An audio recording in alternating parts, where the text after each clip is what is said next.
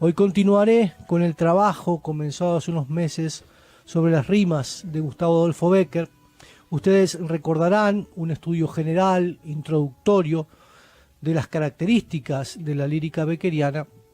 También el análisis literario que realicé de la rima 1, también de la número 7. Pues bien, hoy es el turno de la rima número 15, de manera que a continuación pasaré a leer este texto del gran escritor sevillano Gustavo Adolfo Bécquer y luego realizaré un comentario analítico deteniéndome en los aspectos más relevantes del texto. Rima número 15. Sendal flotante de leve bruma, rizada cinta de blanca espuma, rumor sonoro de arpa de oro, beso del aura, onda de luz, eso eres tú.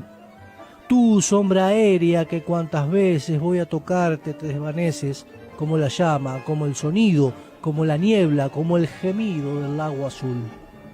En mar sin playas, onda sonante, en el vacío, cometa errante, largo lamento del ronco viento, ansia perpetua de algo mejor, eso soy yo. Yo que a tus ojos, en mi agonía, los ojos vuelvo de noche y día, yo que incansable corro y demente tras una sombra, tras la hija ardiente de una visión. Si quisiéramos hacer una estructura interna del libro de las rimas de Gustavo Adolfo Bécquer, lo podríamos dividir en 4 partes bien diferenciadas por las temáticas tratadas. La primera parte estaría comprendida por la rima desde la 1 a la 9, que es en donde el poeta sevillano se centra en el tema de la poesía misma, de la relación del poeta con el lenguaje, del hacer poético. De esta primera parte son los 2 textos con los que he trabajado aquí en Diáspora en programas anteriores, la rima 1 y la 7, poemas que, como hemos visto, reflexionan sobre el hecho poético. La segunda parte, que es donde se encuentra el poema con el que voy a trabajar en el presente estudio, contiene las rimas vinculadas con el tema amoroso. Esta parte iría de la rima 10 a la 29. En la tercera parte, que abarcaría las rimas que van de la 30 a la 54, también se aborda el tema amoroso, pero aquí se encuentran las rimas que están más bien vinculadas al desencanto, a la pérdida del amor. Es como si el tema del amor apareciera luminoso en la segunda parte y comenzara a oscurecerse en la tercera, para dejar el camino allanado para que el poeta se centre en el tema de la soledad y la angustia, que es lo que vemos en el cuarto y último momento de las rimas que van desde la 55 a la 84. Este poema presenta una estructura externa muy particular. Es una composición de 4 estrofas. La primera presenta la misma métrica que la tercera y la segunda la misma que la cuarta. Las estrofas 1 y 3 son de 6 versos, 3 de ellos decasílabos, el primero, el segundo y el quinto, y los otros 3 pentasílabos, o sea, el tercero, el cuarto y el sexto.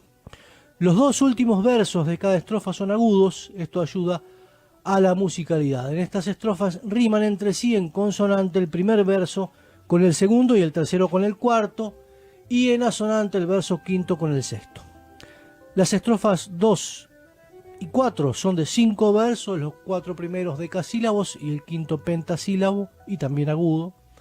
Los 4 primeros versos de estas estrofas riman en consonante, el primero con el segundo, el tercero con el cuarto, y el quinto verso rima en asonante con el último verso de la estrofa inmediatamente anterior. El ritmo del poema es trocaico, ya que el acento estrófico recae en sílaba impar y hay un acento que se repite en la cuarta sílaba de cada verso.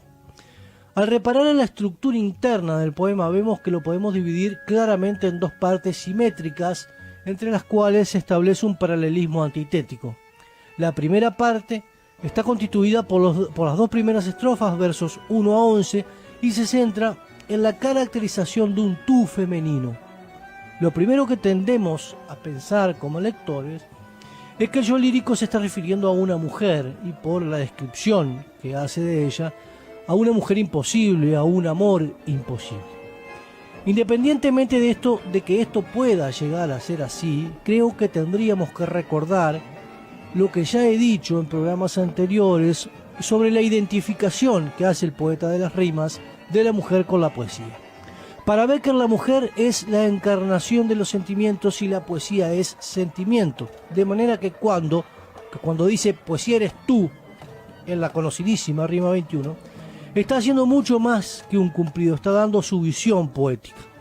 En este sentido, ese tú femenino, inaprensible al que se refieren las dos primeras estrofas, podría llegar a ser, desde mi punto de vista, tanto una mujer amada como la poesía misma, como el hecho poético mismo. La segunda parte de la estructura interna está constituida por las dos últimas estrofas, versos 12 a 22, y aquí el poeta caracteriza al yo como un buscador incansable de ese ideal inalcanzable. El tema fundamental de este poema es la incesante búsqueda, ¿no?, de ese ideal inalcanzable. Este tema romántico por excelencia es abordado por Bécquer en diferentes rimas y también en algunas leyendas. El profundo idealismo que moviliza al poeta es lo que termina llevándolo muchas veces a la frustración, como en este caso. La primera estrofa, que como indiqué tiene la misma estructura que la tercera, es un gran hipérbatón que hace que todas las características que se describen en los 5 primeros versos, todas las imágenes que se acumulan, converjan en el verso final, en el eso eres tú. Aquí se caracteriza al tú, en la tercera se hace lo propio con el yo. A su vez, toda la estrofa es una gran metáfora impura porque están presentes los dos términos, o sea, está mencionado el objeto que se metaforiza. Encontramos en la estrofa una serie de metáforas que convergen en el ese eres tú. Las imágenes son de una enorme variedad, tanto en lo visual como en lo sonoro, pero como es típico en Bécquer, todo es muy vago, muy etéreo, carente de materialidad. El sonido del arpa es un rumor sonoro, un sonido suave, apagado. Las imágenes que podrían sugerir algo de materialidad están atenuadas. Por ejemplo, el cendal se diluye porque no es un cendal real, sino de bruma. No es un verdadero tejido, es un cendal metafórico. Lo mismo sucede con la cinta, que es de blanca espuma. Los versos quinto y sexto podrían dar la sensación de materialidad con el beso, pero es un beso del aura. Aquí se ve claramente algo que expresé en el primer programa en el que hablé sobre Bécquer. Me refiero a ese estilo que hace pensar a la pintura impresionista. Aquí todo parece inmaterial, incorpóreo, etéreo, fantasmal, donde no hay contornos definidos. La combinación de versos de arte mayor y arte menor de un modo distinto a como lo hace en las estrofas pares le da a esta estrofa, lo mismo que a la tercera, una variedad rítmica que le sirve para caracterizar a ese tú que, como referí, puede hacer referencia a una mujer, un amor, pero también se puede referir a la poesía. En la segunda estrofa, aparte del cambio métrico ya señalado en la referencia a la estructura externa, aparece un elemento novedoso que no estaba presente en la primera, o sea, el yo. Aquí se muestra esa incesante lucha con la intención de alcanzar el ideal. El intento del yo parece ser imposible porque el verbo tocar alude al sentido del tacto y él intenta tocar algo inmaterial.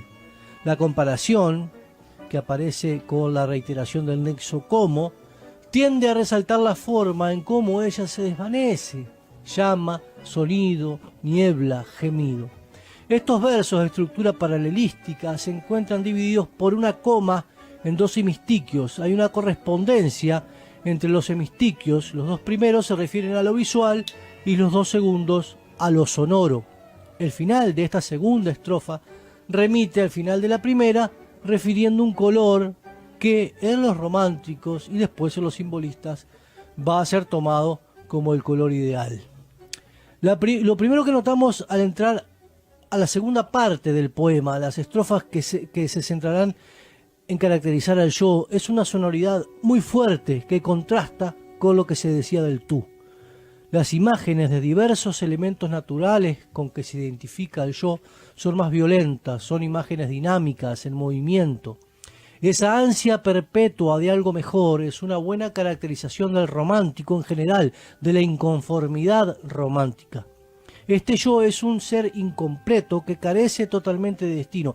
Es una onda sonante en un mar sin playas, no tiene límites ni sitios donde aferrarse. Es un cometa errante pero en el vacío. No hay nada concreto, porque lo concreto sería la realidad y eso no es para el romántico. Lo que es propio del romántico es el dolor inconsolable expresado aquí en ese largo lamento del ronco viento.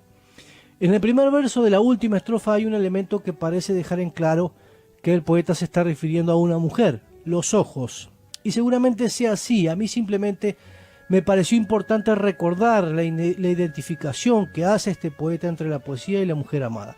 Si aceptamos que esta identificación existe dentro de su poética, como de hecho existe, también es posible que el tú que aquí se ha referenciado sea la poesía, el hecho poético como tal, que para Becker es inalcanzable e inexpresable, como pudimos ver claramente en el análisis literario de la rima 1.